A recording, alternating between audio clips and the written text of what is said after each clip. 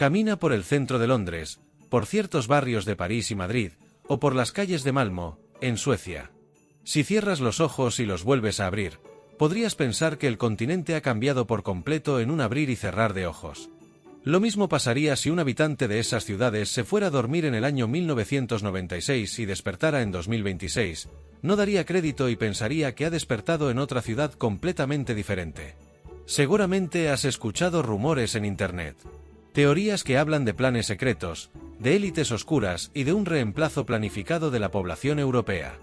La situación demográfica en Europa está cambiando rotundamente, haciendo que, en varias ciudades, la proporción de personas con orígenes inmigrantes sea cada vez mayor y la autóctona, cada vez menor. Esto se debe principalmente a dos grandes motivos. El primero de ellos es que existe un éxodo migratorio que es imparable, donde millones de personas de distintas partes del mundo deciden emigrar a Europa y Estados Unidos buscando una mejor calidad de vida. En un principio, esta situación era bienvenida, ya que muchos de estos inmigrantes solucionaban la falta de trabajadores en algunos puestos, pero el número de inmigrantes aumentó tanto en los últimos tiempos que la situación se ha tornado insostenible. Entonces, si aumenta exponencialmente el número de inmigrantes, es lógico que en las calles de Londres y París se respire un ambiente más internacional, por una cuestión matemática. El segundo de los motivos es que no solo cada vez hay más y más inmigrantes, sino que los propios pobladores autóctonos de esos países y ciudades han decidido dejar de tener hijos, lo que se traduce en una tasa de fecundidad deficitaria, por debajo del nivel de reemplazo mínimo. Esto quiere decir que, de aquí a varios años, habrán menos europeos que antes porque no se alcanzarán números de reemplazo. Por otra parte, esta situación no alcanza a los ciudadanos inmigrantes, quienes, por el contrario, tienen una tasa de fecundidad muy elevada y que supera con creces la tasa de reemplazo. No solo cada vez hay más inmigrantes, sino que los europeos cada vez tienen menos hijos mientras que los inmigrantes tienen cada vez más hijos. Retomando el segundo de los motivos mencionados anteriormente, para entender lo que ves en las calles primero tienes que mirar lo que no ves en los hospitales, bebés, o por lo menos bebés de pobladores autóctonos. Existe un número mágico en demografía, el 2,1. Es la tasa de reemplazo a la que hacíamos referencia. Si las mujeres de un país tienen de media 2,1 hijos, la población se mantiene estable. ¿Sabes cuál es la media en la Unión Europea hoy? Un desastroso 1,3. En países como España o Italia, la cifra se desploma a niveles cercanos al 1,2. Durante décadas, los europeos decidieron dejar de tener hijos. El coste de vida, los alquileres imposibles, como ya vimos en nuestro vídeo del mercado inmobiliario, y un cambio cultural masivo hicieron que las cunas se quedaran vacías. Europa tiene la población más envejecida del planeta. Hay más personas mayores de 65 años que menores de 15, lo que crea un agujero negro económico. Esto asusta a los políticos, llevándolos a traer más gente de fuera para paliar esta situación. Esto es un problema. Si tienes a millones de jubilados cobrando pensiones y usando el sistema de salud, pero no tienes a jóvenes trabajando y pagando impuestos para sostenerlos, el país quiebra. Literalmente, el estado del bienestar colapsa.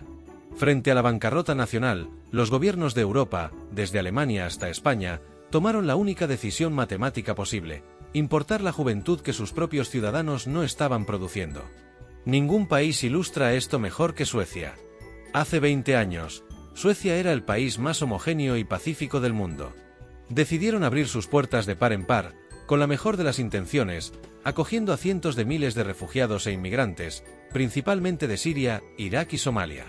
Hoy, según la Oficina Central de Estadísticas de Suecia, alrededor del 20% de su población nació en el extranjero. Pero Suecia cometió un error de cálculo monumental. Creyeron que la integración sería automática, pero en lugar de mezclarse, se crearon sociedades paralelas. Barrios periféricos como Rosengård en Malmö se convirtieron en guetos aislados donde el idioma sueco apenas se escucha y el desempleo juvenil se disparó. ¿Cuál fue la consecuencia de este aislamiento? El nacimiento de bandas criminales de nueva generación. Hoy, Suecia tiene una de las tasas de violencia con armas de fuego y violaciones más altas de Europa. Las noticias de explosiones y tiroteos por ajustes de cuentas entre clanes sacudieron a un país que ni siquiera tenía policías armados para lidiar con esto. El choque fue tan brutal que el propio gobierno sueco, históricamente progresista, tuvo que dar un volantazo radical, admitir el fracaso de sus políticas de integración y endurecer sus fronteras. Porque descubrieron de la peor manera que importar mano de obra es fácil, pero integrar culturas diferentes a una velocidad vertiginosa es uno de los mayores retos de la historia humana. Esta situación alcanza a toda Europa, no solo a Suecia. Si miras a Londres, según los últimos censos de la Oficina Nacional de Estadísticas, la población blanca británica en 2021 representaba apenas el 36,8%. En distritos de París o en ciudades como Malmö, las personas de origen extranjero o de primera generación ya rozan o superan la mayoría. La mayoría de los inmigrantes acuden en búsqueda de trabajo y una mejor vida, por lo que suelen ir en masa a las grandes ciudades, como Londres, París o Madrid. Esto genera una división. Por un lado, tienes las grandes capitales, globales y diversas. Por otro lado, tienes las zonas rurales y ciudades pequeñas, envejecidas, tradicionales, vaciándose y sintiéndose olvidadas. Esta desconexión total entre el campo y la ciudad es lo que está destrozando la política europea. Es la razón por la que vemos protestas masivas, el auge de partidos de extrema derecha y una polarización brutal. Unos ven la diversidad como la única salvación de la economía, y otros sienten que han perdido su país sin que nadie les preguntara. Europa está atrapada en un callejón sin salida. Es un jaque mate demográfico. Con una tasa de fecundidad inferior a la de reemplazo, los políticos saben que no pueden tener un país cerrado, porque sin gente nueva no hay futuro. Cada vez hay menos niños, pero la esperanza de vida no hace más que aumentar, lo que significa que en un futuro la mayoría de la población vivirá de pensiones sin que haya jóvenes para mantenerlos.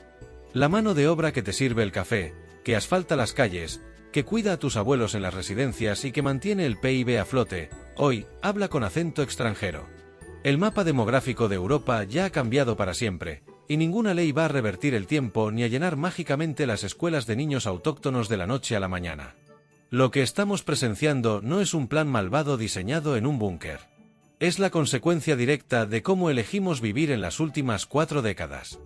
Es el precio del estado del bienestar chocado de frente contra la mayor crisis de natalidad de la historia. El reto de los próximos 20 años no será cómo detener esto, sino cómo evitar que las sociedades se fracturen en pedazos mientras intentan convivir.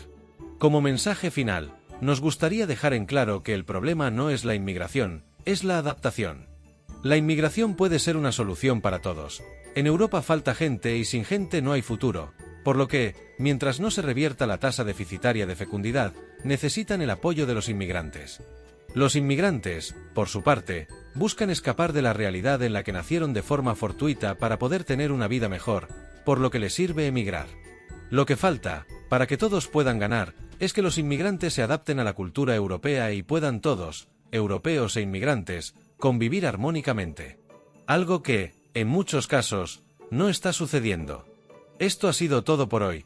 Déjanos un comentario y un like si te ha gustado el vídeo de hoy.